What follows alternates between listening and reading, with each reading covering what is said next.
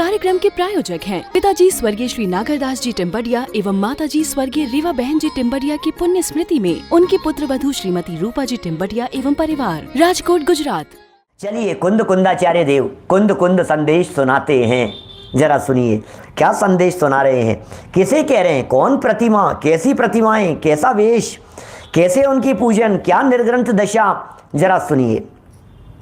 अनंत चतुष्टय करी, भाषा पुरानी है, थोड़ी सी जयपुर की भाषा है पुरानी।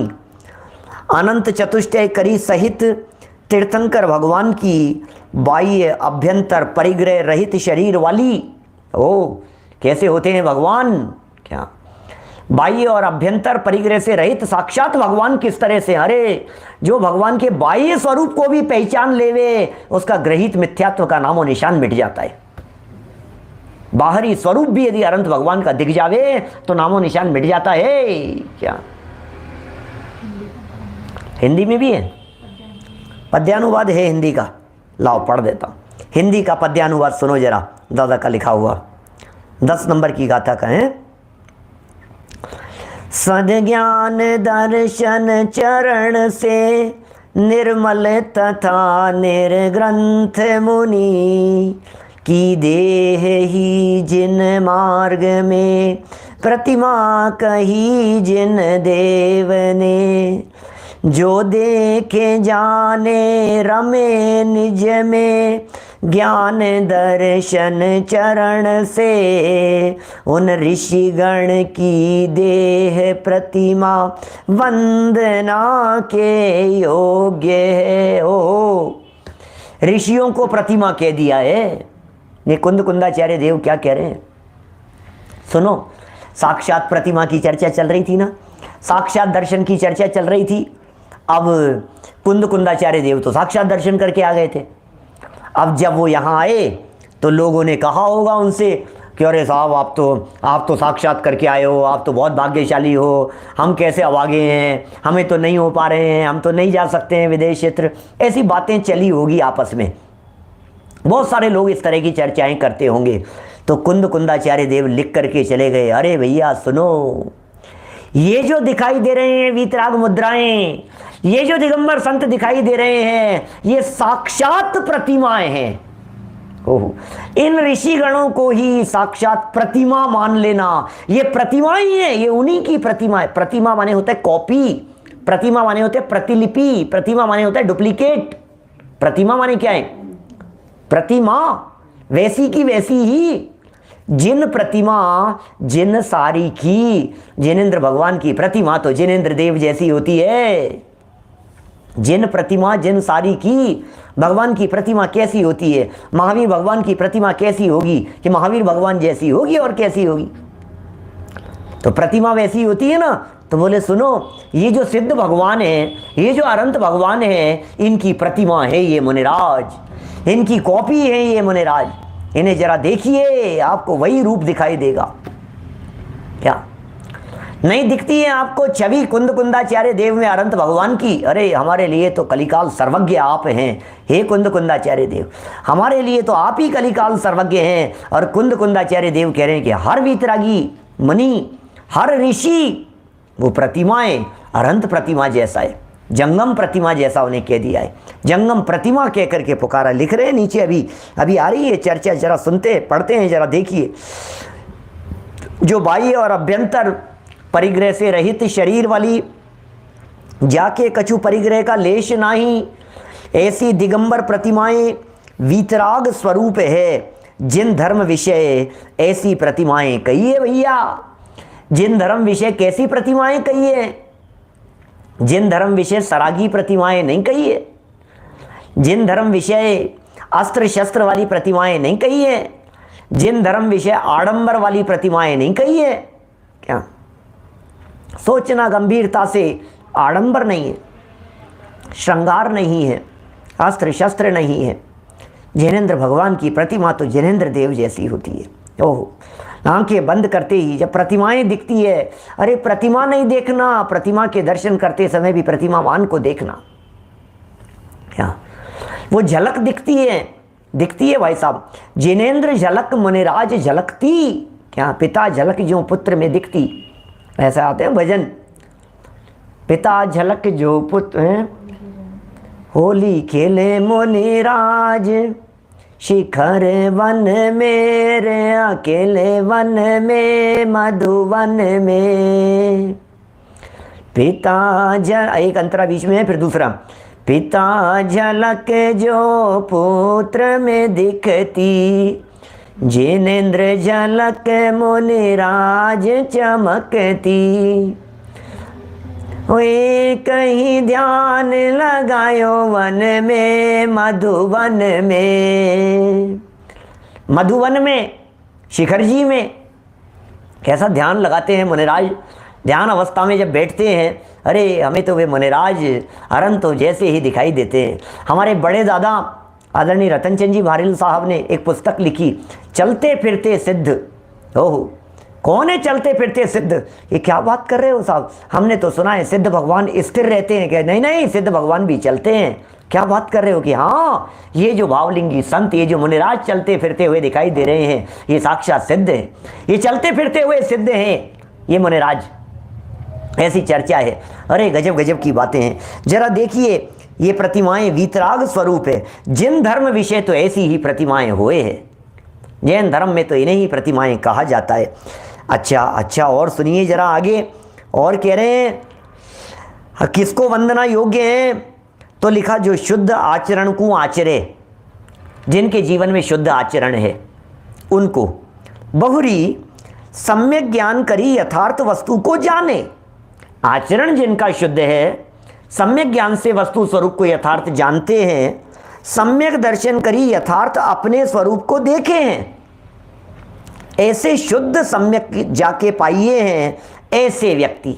अरे भैया, कौन निर्ग्रंथ मुद्राधारी, कौन मुनिराज, कौन वीतरागी संत, कौन दिगंबर संत, जिनका आचरण अत्यंत शुद्ध है, जिनका ज्ञान निर्मल है और जिनके अंदर में सम्यक दर्शन है, अंदर में अपने स्वरूप को देखे हैं। क्या क्या लिखा है? सम्यक दर्शन करिए। देखो साहब, महाराज साहब जो व्याख्या लिख रहे हैं, कुंदकुंदाचार्य देव जो व्याख्या दे करके गए हैं, अच्छा बतलाइए भावेश भाई, सम्यक दर्शन किसे कहते हैं? बोलो। ये लिख रहे हैं, सम्यक दर्शन करी यथार्थ अपने स्वरूप को देखे हैं। अपने स्वरूप को देखने का नाम सम्यक दर्शन है क्या? ये सम्यक दर्शन है, अपने स्वरूप को देखो। ओहो, देखा जब अपने अंतर को, अंदर में भगवान दिखाई देता है। अपने स्वरूप को देखने को सम्यक दर्शन कहते हैं। ऐसे शुद्ध सम्यक जाके पाइए, ऐसा सम्यक दर्शन, ऐसा सम्यक ज्ञान, ऐसा सम्यक चारित्र जिनके जीवन में पाया जाता है, ऐसी निर्ग्रंथ संयम रूप प्रतिमा है, सो वंदिवे व पूजवे योग्य है। ओह, ऐसे मुनिवर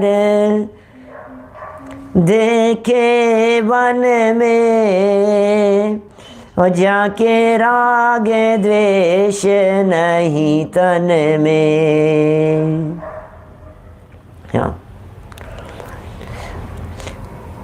ऐसे मुनिवर कब मिली हैं उपगारी? ये लिखा है यहाँ, निर्ग्रंथ संयम रूप वे प्रतिमा हैं, वे वंदने योग्य हैं। भैया, ऐसे हमारे संत, ऐसे हमारे मुनिराज, देखिए जरा क्या लिख रहे हैं। और देखिए, और भी कहा है, और सुनिए जरा इसी के संदर्भ में और क्या लिखते हैं।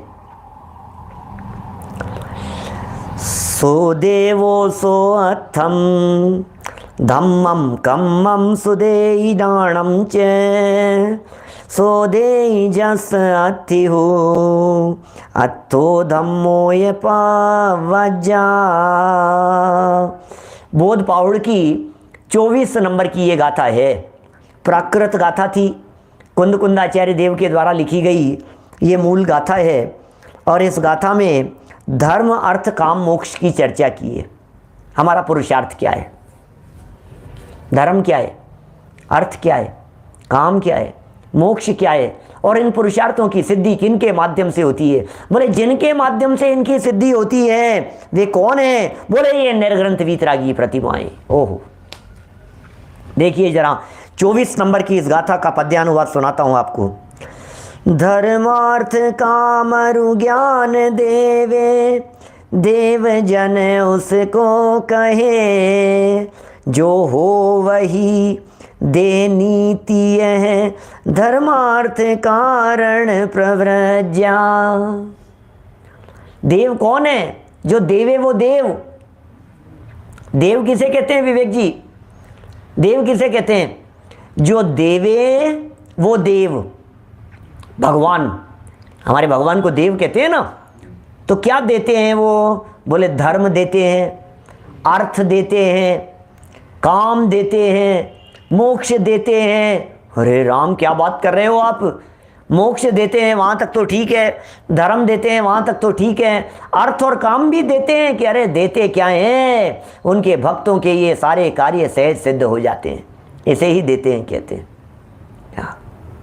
देखिए जरा अर्थ पढ़ता हूँ। देव तिनको कहते हैं, देव तिनको कहते हैं जो अर्थ कहिए धन। देव किसको कह रहे हैं? सुनना, देव किसे कहते हैं? क्या? जो अर्थ कहिए धन। कुंदकुंदाचार्य देव के शब्द हैं भाई साहब, जिग्नेश भाई, कुंदकुंदाचार्य देव के शब्द हैं। जो अर्थ कहिए धन और धर्म, एक हो गया अर्थ, एक हो गया धर्म, और काम कहिए इच्छा का विषय रूपी भोग। तीन चीजें हो गई। धर्म भी मिलेगा, अर्थ माने पैसा भी मिलेगा, और इच्छाओं की पूर्ति रूप विषय सामग्री भी मिलती है।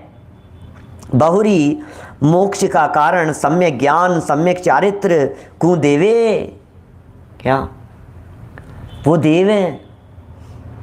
क्या क्या दे रहे हैं? मोक्ष के कारण सम्यक दर्शन, सम्यक ज्ञान और सम्यक चारित्र को देवे। देखिए यहां सम्यक दर्शन देवे नहीं लिखा। क्या? ये क्यों नहीं लिखा? तो खींचतान करें तो अपन निकाल भी सकते हैं सम्यक दर्शन देवें, लेकिन यहां क्यों नहीं लिखा? क्योंकि वे तो ज्ञान दे सकते हैं, वे तो दीक्षा दे सकते हैं, श्रद्धा तो आपको ही करनी पड़ेगी। क्या? सम्यक दर्शन कोई दिया थोड़ी ना जाता है, ज्ञान दिया, ये तो समझ में आती है बात। क्या? ज्ञान दिया, ये बात तो समझ में आती है। प्रव्रज्या दी माने दीक्षा दी, ये भी समझ में आता है, लेकिन सम्यक दर्शन कैसे देवे? सम्यक दर्शन तो कोई देने लेने की चीज तो है नहीं। क्या? इसलिए यहां लिख रहे हैं सम्यक चारित्र को देवे। यहां देने का अर्थ, चारित्र को देने का अर्थ प्रव्रज्या। ऊपर जो लिखा है ना पवज्या शब्द दिया है प्राकृत में, उसका अर्थ है जयचंद जी छाबड़ा साहब द्वारा लिखा गया। तहां यह न्याय है। देखो अब एक न्याय, और एक गजब का न्याय कह रहे हैं भाई साहब, सुनना जरा। ये न्याय क्या बतला रहे हैं, ये नियम क्या बतला रहे हैं, ये सिद्धांत क्या बतला रहे हैं, जरा कान खोल करके एक बात सुन लेना। क्या लिख रहे हैं? एक न्याय है कि जो वाक्य वस्तु होए सो देवे। जिसके पास जो होगा वो देगा। अरे क्या क्या क्या? जिसके पास जो होगा वो देगा। अब तुम महावीर भगवान से जाकर के बाल बच्चे मांगो तो कहां से मिलेंगे? क्या? अब तुम यदि भगवान से जाकर के घर संपदा मांगो तो कहां से देंगे? वो कहेंगे यार मैंने ही छोड़ दिया था 2500 साल पहले, मुझे कहां मिलेगी।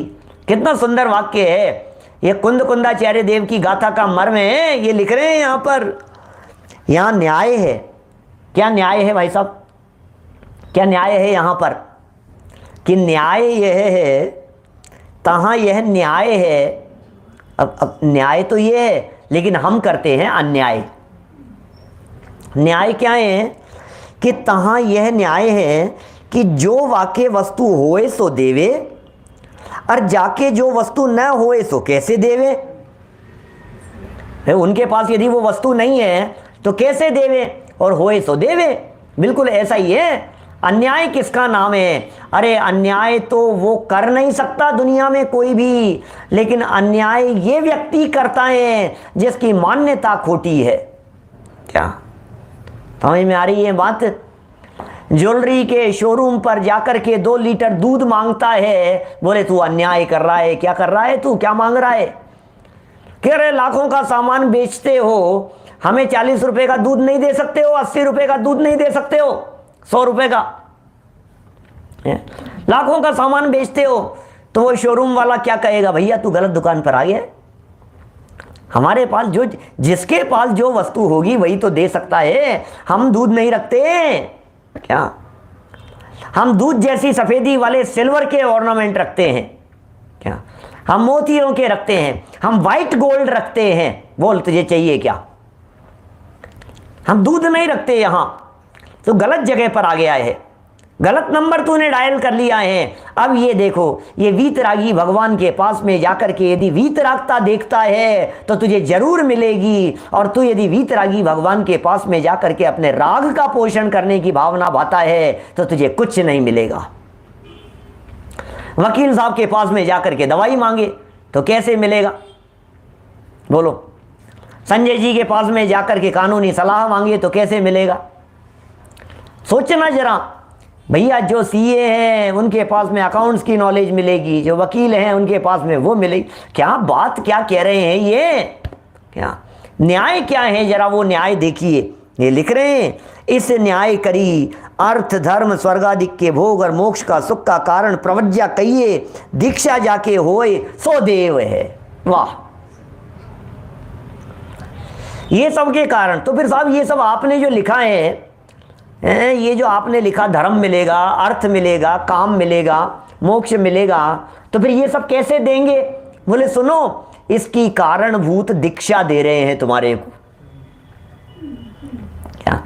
जब तुम्हें दीक्षा दे दी, जब तुम्हें आत्मा का स्वरूप बतला दिया, जब आत्मा और परमात्मा के यथार्थ स्वरूप को बता दिया तो धर्म मिल गया।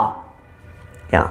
और जिनके जीवन में ऐसा सच्चा धर्म होता है उन्हें अर्थ मिलता है अपने आप, उन्हें परभव में देवादिक के पद मिलते हैं, भोग सामग्री मिलती है और उन्हें परंपरा से मुक्ति की प्राप्ति होती है। इन सब के लिए क्या? प्रव्रज्या अंगीकार करो। ओह, ये कुंद कुंदाचार्य देव के शब्द हैं, कहीं कोई मिलावट नहीं है, मिलावट का काम नहीं है बिल्कुल भी, सच्ची बात कह रहे हैं। धर्म करो भैया। देखो, जिसके पास में जो होगा वही मिलेगा। क्या? हमारे पास में कोई व्यक्ति लूटने के लिए आएगा तो ग्रंथ ले जाएगा और क्या करेगा? शास्त्र मिलेगा। हमारे पास में क्या मिलेगा? और तो कुछ मिलने वाला है नहीं। तो दिखा रहे हैं यहां पर, देखिए भावार्थ लिख रहे हैं, जरा देखिए 339 नंबर पेज पर देखिए भावार्थ। ऊपर जो देव का लक्षण कहा गया है उसके स्वामी तो अरहंत देव ही हैं भैया। देव का जो स्वरूप कहा है वो सच में यदि कोई देव है तो देव तो अरहंत ही हैं। देव हमारे श्री अरिहंत, गुरु हमारे निर्ग्रंथ संत। क्या? देव श्री अरिहंत और गुरु निर्ग्रंथ संत, वे गुरु हैं तो देव तो अरहंत देव ही हैं। तो उन्हीं की भक्ति स्तुति, उन्हीं अनंत भगवान की भक्ति, उन्हीं अनंत भगवान की स्तुति सपर्या माने पूजन करना योग्य है, क्योंकि इनकी भक्ति भव्य प्राणियों को संसार समुद्र से पार करने के लिए जहाज का काम करती है।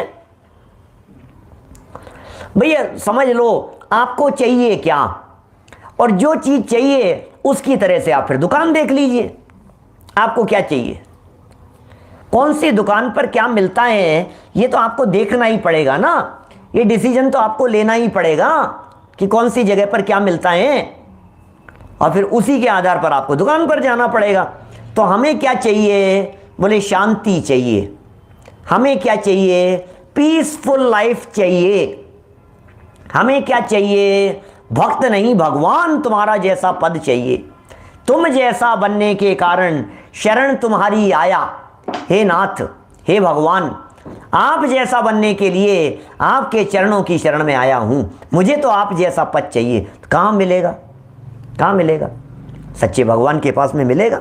वे जहाज के समान है। कल्याण मंदिर स्तोत्र की कुछ बड़ी सुंदर पंक्तियां यहां दी है, जरा देखिए, ये और पढ़ते हैं। है अपने पास में 2-4 मिनट। बड़ी सुंदर पंक्तियां हैं कल्याण मंदिर स्तोत्र। त्वं तारको जिन कथं भविनां त एव त्वामुद्वहन्ति हृदयेन यदोत्तरन्तः यद्वादृते स्तरति तज्जलमेशनूनम् प्रन्तर्गतस्य मरुतः सकिलानुभावः। ओ हे स्वामिन, मैं कल्याण मंदिर स्तोत्र पर भी मेरे प्रवचन किए हैं, पता नहीं रिकॉर्डिंग है कि नहीं है, होनी तो चाहिए। काफ़ी सालों पहले एडमंटन में किए थे। देखो, हे स्वामिन, आप संसार के प्राणियों को संसार समुद्र से पार करने वाले हो। ये कैसे? आप कैसे पार कर देंगे भगवान? संसार के प्राणियों को संसार समुद्र से पार कैसे कर देंगे? ठीक तो यह है कि संसार के प्राणी आपको अपने हृदय में विराजमान करके स्वयं ही पार हो जाते हैं। क्या देखिए कैसे कर्तावाद जैसी लाइन दिखती है और फिर तुरंत उस कर्तृत्व के जहर को उतार देते हैं। लाइन तो ऐसी लग रही थी, तो हे भगवान, आप संसार समुद्र से पार लगा दोगे, प्रभु आपके भरोसे, प्रभु आप ही तारने वाले हो। और फिर तुरंत क्या कह दिया? सच्चाई तो यह है कि संसार में जो प्राणी है आपके स्वरूप का ध्यान करते हैं, अपने हृदय में आपकी वीतरागता को समाते हैं, उसका विचार चिंतन चलता है, उसे विराजमान करके स्वयं ही पार हो जाते हैं। यह उचित ही है, उचित ही है। और इसके लिए उदाहरण दिया भक्तामर स्तोत्र जैसी स्टाइल में। क्या दिया? क्योंकि मशक जो पानी के ऊपर तैरती हुई प्रतीत होती है, उसका कारण यह है कि उसके अंदर हवा भरी हुई है। क्या? उसी प्रकार ये मशक क्या होता है? ये मशक शब्द का अर्थ कुछ बॉल जैसी इस तरह की कोई चीज़ जिसमें हवा भरी रहती है, तो वो तैरती रहती है ऊपर, है ना। उसी प्रकार हे नाथ, जो आपके पवित्र नाम रूपी वायु, आपके गुण स्मरण रूपी हवा है, मशक माने ट्यूब है ना, पानी तैरने के लिए जो ट्यूब है, पानी के थैली जैसी जो भी है। तो ये क्या लिख रहे हैं यहाँ पर? जो आपके पवित्र नाम रूपी, आपके स्मरण रूपी, आपके गुण रूपी, आपकी वीतरागता रूपी, आपकी सर्वज्ञता रूपी है, इस वायु को हृदय में धारण करता है। इसे धारण करके रखना है अपने को। क्या? अपने को वीतराग की वाणी को धारण करके रखना है। ये कवच है अपने पास में, ये सुरक्षा कवच है। जब ये सुरक्षा कवच पहने हुए होंगे तो फिर बाहर में होने दो कुछ भी, हमारे पास में सुरक्षा कवच है, मेरा रंच मात्र भी बिगाड़ नहीं होता। ये कह रहे हैं यहाँ, हृदय में धारण करता है, वह पाप रूपी बोझे से हल्का होकर, क्या? पाप रूपी बोझे से हल्का होकर अवश्य संसार समुद्र से पार होगा। यह ध्रुव सत्य है, त्रिकाल अबाधित है। ये ध्रुव सत्य है भाई साहब। मशक के संदर्भ में लिख रहे हैं, सामने कई हमारे साधर्मी साथी लोग बता रहे हैं, पुराने समय में चमड़े की हुआ करती थी जिसमें पानी भरा जाता था।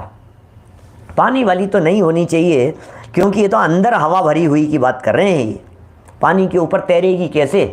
पानी भरा होगा तो तैरेगी नहीं वो। क्या? अंदर हवा होनी चाहिए जिस वजह से वो तैर सकती है पानी के ऊपर। क्या? बड़ा सा बैग वगैरह होगा, जो भी होगा, लेकिन जिसके अंदर हवा भरी हुई हो और वो ऊपर तैरता रहे और डुबोने से डूबे नहीं, इस तरह का। देखिए क्या कहते हैं, ऐसे वीतरागी, त्रिकालदर्शी और हितोपदेशी तीर्थंकर प्रभु की जंगम प्रतिमा होती है। उसे जंगम प्रतिमा कहते हैं। तीर्थंकर भगवान की प्रतिमा को जंगम प्रतिमा कहते हैं। इस कार्यक्रम के प्रायोजक हैं पिताजी स्वर्गीय श्री नागरदास जी टिम्बडिया एवं माताजी स्वर्गीय रीवा बहन जी टिम्बडिया की पुण्य स्मृति में उनकी पुत्र वधू श्रीमती रूपा जी टिम्बडिया एवं परिवार, राजकोट, गुजरात।